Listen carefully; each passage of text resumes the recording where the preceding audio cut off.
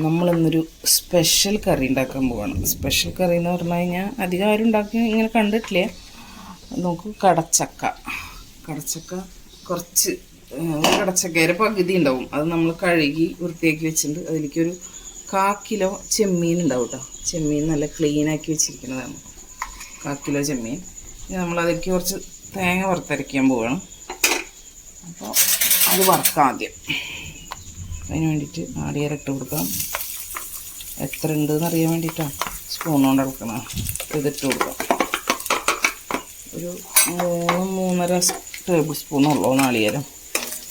അതിലേക്ക് നമുക്കിതേ ഒരു 5-6 പച്ചമുളകുണ്ട്, ഒരു 5-8 ചെറിയ ഉള്ളി, കുറച്ച് വെളുത്തുള്ളി, ഒരു കഷ്ണം ഇഞ്ചി എല്ലാം കൂടി ഇട്ട് കൊടുക്കാം. കുറച്ച് കറിവേപ്പില ഇട്ട് കൊടുക്കണം. നമുക്കിന്ന് മഴ കിട്ടി കുറേ നാളുകൾക്ക് ശേഷം. ഇന്നലെ വൈകിട്ടൊന്ന് ചാറിയൊന്നും. ഇത് രാവിലെ പുലർച്ചെ 4:30 തുടങ്ങി മഴ. ഒരു 1 മണിക്കൂറോളം ഏകദേശം പെയ്തു. ഇപ്പം ഒന്ന് തോർന്നിട്ടുണ്ട്. കുറച്ച് പെരിഞ്ചീരകമാണ് ഇതിലേക്ക് ഇട്ട് കൊടുക്കുന്നത്. ഏകദേശം 1 സ്പൂണോളം പെരിഞ്ചീരകം ഇട്ട് കൊടുത്തിട്ടുണ്ട്. നന്നായി വറുത്തെടുക്കാം. നാളികേരമൊക്കെ നല്ല വറവായിട്ടുണ്ട്. എനിക്ക് നമുക്ക് പൊടികൾ ചേർത്ത് കൊടുക്കാം. ഒരു സ്പൂൺ മുളക് പൊടി, ഒരു 1.5 സ്പൂൺ മല്ലിപ്പൊടി, ഒരു 1/2 സ്പൂണ് കുരുമുളക് പൊടി, 1/2 സ്പൂണ് മഞ്ഞൾപ്പൊടി. വേറെ നമ്മൾ മസാലകൾ ചേർക്കണില്ല. പെരിഞ്ചീരകം മാത്രമേ ഉള്ളൂ കേട്ടോ അതിൽ. പെരിഞ്ചീരകം പിന്നെ കുറച്ച് ഇഞ്ചി വെളുത്തുള്ളി വറുത്തയിൽ ചേർത്തിട്ടുണ്ട്. അത്രയേ ഉള്ളൂ. വേറെ മസാലകൾ നമ്മൾ ഇതിൽ ചേർക്കണില്ല ഒന്നും. നമുക്കിതൊന്ന് ചൂടാക്കിയെടുക്കാം. ഗ്യാസ് ഓഫ് ചെയ്ത് കൊടുക്കാം. മതി ചൂടിൽ കിടന്നിട്ട് ആയാൽ മതി. തണുക്കുമ്പോൾ അരച്ചെടുക്കാം. നമുക്ക് ഈ നാളികേരം വറുത്തൊക്കെ നന്നായി അരച്ചെടുക്കാം. നല്ല പേസ്റ്റ് പോലെ അരച്ചെടുക്കാം.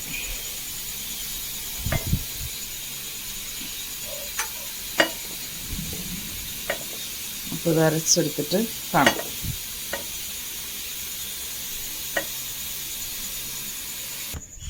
അങ്ങനെ നമ്മൾ കറി വയ്ക്കാൻ പോവുകയാണ്.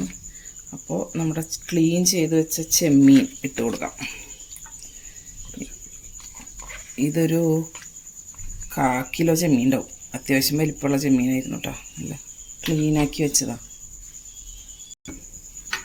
നമുക്ക് അരച്ച അരപ്പ് ഇതിലേക്ക് ഒഴിച്ചു കൊടുക്കാം. ഈ കടച്ചക്ക ചേർത്ത് എത്ര ആൾക്കാർ ഇതുപോലെ കറി വെച്ചിട്ടുണ്ടെന്നൊന്നും പറയില്ല. ചാൻസ് കുറവാണ്.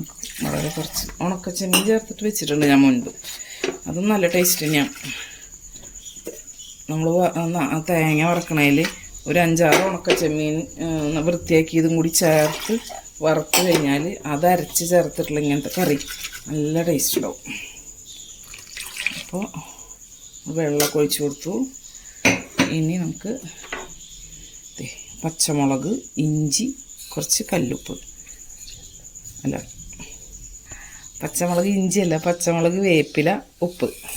ഇഞ്ചിയൊക്കെ നമ്മൾ വറുത്തയിൽ ചേർത്തിട്ടുണ്ടല്ലോ, പിന്നെ ചേർക്കേണ്ട കാര്യമില്ല. ഒന്ന് കൈ കൊണ്ട് ജസ്റ്റ് ഒന്ന് തിരുമ്പി കൊടുക്കാം.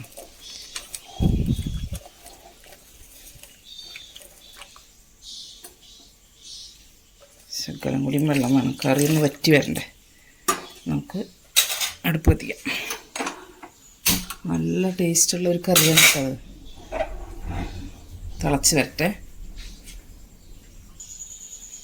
പാത്രം ഒന്ന് മൂടി വെച്ച് കൊടുക്കാം. നന്നായി തിളച്ച് വരട്ടെ.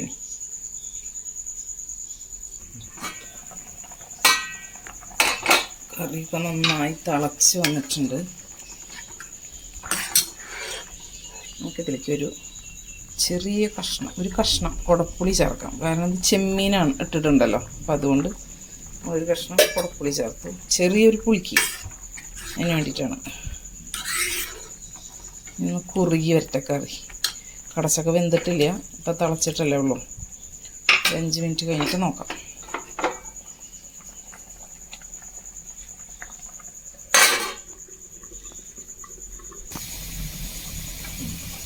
നമ്മുടെ കറി റെഡിയായി. നല്ല കുറുകിയ ചാറോട് കൂടിയിട്ടുള്ള നല്ല ചെമ്മീനും കടച്ചക്കയും ചേർത്തിട്ടുള്ള കറി. നല്ല ടേസ്റ്റുള്ള കറി വെച്ചാൽ വെറുതെ തള്ളണതല്ല കേട്ടോ, ശരിക്കും നല്ല ടേസ്റ്റ് ഉണ്ട്. ഇനി നമുക്ക് ഇതിലേക്കൊന്ന് ഉള്ളി മൂപ്പിച്ചൊഴിക്കാം. അല്ലേ, ചെറിയ ഉള്ളിയും വേപ്പിലയും മീൻ കറിയൊക്കെ വറവിടണ മാതിരി ഒന്ന് മൂപ്പിച്ചൊഴിക്കാം.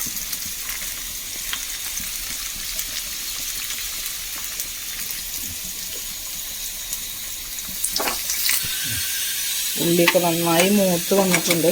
ഈ സമയത്ത് മുളക് ഇടേണ്ട ആൾക്കാർക്ക് വേണമെങ്കിൽ കുറച്ച് ഒരു 1/2 സ്പൂൺ മുളക് പൊടി ചേർക്കാം. എരിവ് ഉണ്ട് ഇതിൽ, കറിയിൽ എരിവുള്ളത് കൊണ്ട് നമ്മൾ ചേർക്കണില്ല. കറി ഇവിടെ റെഡി ആയിട്ടുണ്ട്. ഇത് ഇരുന്നൊന്നും കൂടി കറി കുറുകും. ഇപ്പം ഇതുപോലെയാണ് ഇരിക്കുന്നത്, പക്ഷെ കുറച്ച് നേരം കഴിയുമ്പോഴേക്കും കറി കുറുകി വരും കുറച്ചും കൂടി.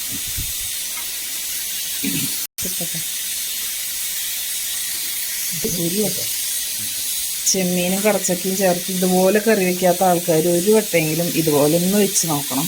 അത്ര ടേസ്റ്റുള്ള കറിയാണ് കേട്ടോ.